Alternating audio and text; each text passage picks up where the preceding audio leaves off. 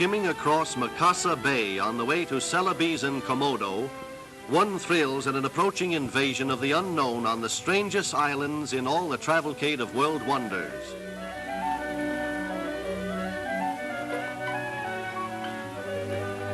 The harbor is filled with weather-beaten craft that have endured for generations. Makassar, a Dutch Indies metropolis, gives Celebes the last touch of modern civilization on this strange journey. The three-wheel tandem bicycles on Temple Street are part of the Dutch influence.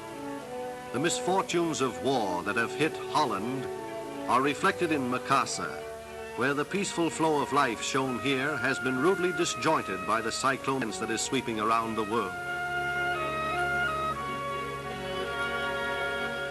Apartment house in Celebes, where Diaks dwell in a ramshackle compound 300 feet long on high wooden stilts with no elevator service.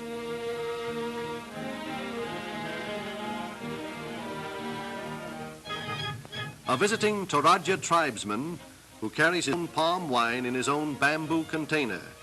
Torajans drink very little water but are never thirsty.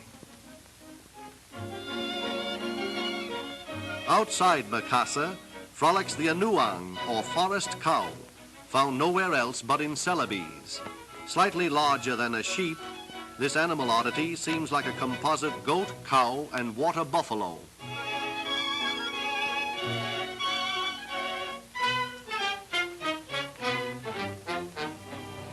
Ruins of a freak volcanic disaster of centuries ago that swallowed up a mighty river, leaving the Mata Alo a mere trickle of water 60 feet below, and the coffin boats perched high on a rocky ledge.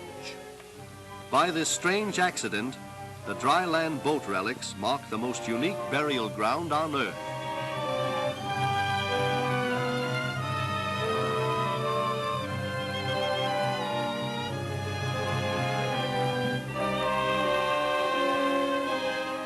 The Toraja tribes cling to this desolation with a superlative regard for their dead, whose remains are taken to repose in the rock-walled tombs close by the 500-year-old coffin boats. An interesting variety of curious images representing departed spirits protects the lofty tombs from destruction and the invasion of all evil.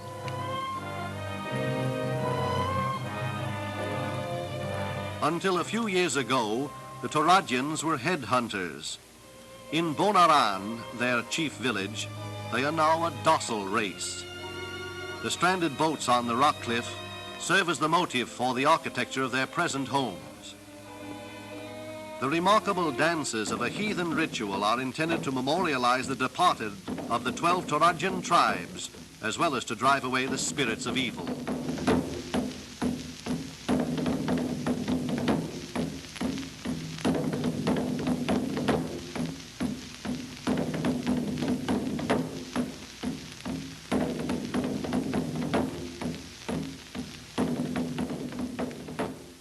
The throwing away of their palm plates by the men at the end of the dances indicates that all is well in the spirit world.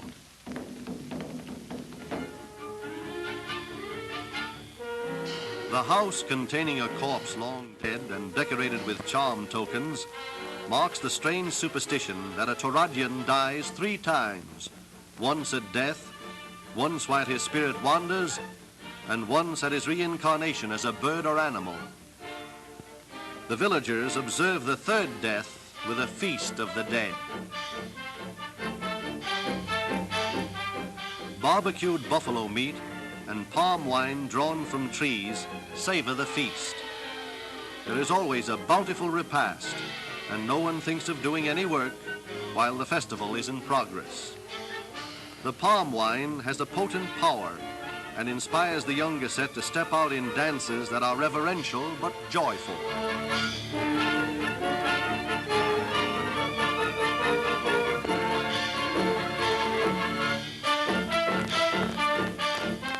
The merriment includes games as well as dancing, and sometimes a buffalo fight.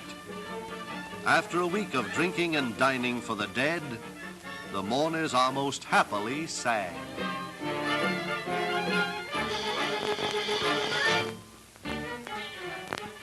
Those who survive the festival, the next day carry the corpse from the family home in a solemn funeral procession that wends its way through the village and proceeds along a stony path leading up to the family tomb on the hillside, there to repose through timeless time amid the coffin boats of mysterious antiquity.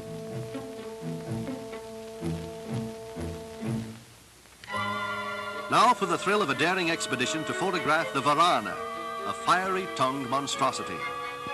Sailing across Lea Bay and sighting Komodo Island, the only native habitat on Earth of the living dragon. Deep in the Far East, Komodo is a little island of large tails that have terrified sailors the world over. The sailors described it as a land of devils and monsters. Main street of Komodo's only village of 90 persons. Komodo means the land of fools and was formerly a prison colony. It required hours for the landing party to anchor and get everything ashore, including cameras and equipment for the dragon hunt. The morning of the big day, a tropical dawn over lizard land.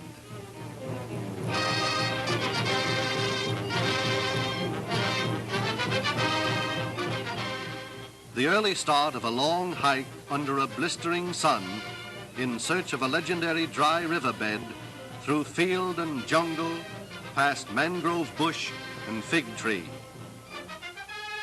Guns, material for hunting blinds and cameras make heavy pack haulage. At last, a journey to the other side of the world is almost ended. The living dragons are at hand. The varana has survived in this stony, dry river wilderness for unknown centuries because insects, deer, wild pigs, and other jungle creatures provide him with food as they come forth to sun themselves.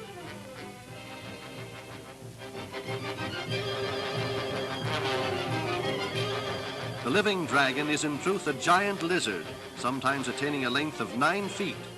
When infuriated, he is a killer, using his tail in a circular lunge on the attack.